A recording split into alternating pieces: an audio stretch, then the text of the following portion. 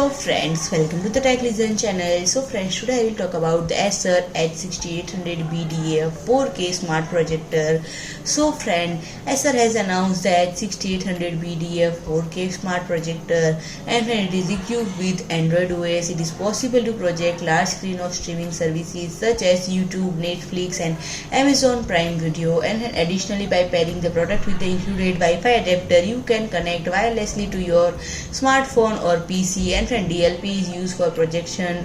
The display size is 0.47 type USD or DMD. The color wheel has 6 segments. The brightness is 3600 lumens standard and 2888 lumens in eco mode, and the contrast ratio is 10,000 gem1. Colors rapidly around 1.07 million colors, and all colors are projected. The projection distance is between 1 and 10 meters and maximum size of 300 inch, and HDMI 2.0:1, D7:1 and audio input, stereo mini jack into 1, USB type A into 1, audio output into 1, SPDIF into 1 and USB type A into 1 for power supply or interface. And the speaker features an integrated 10 watt module speaker, and the external measurements are 315 mm in width, 114 mm in depth, 248 mm in height, and it weighs around 3.2 kg.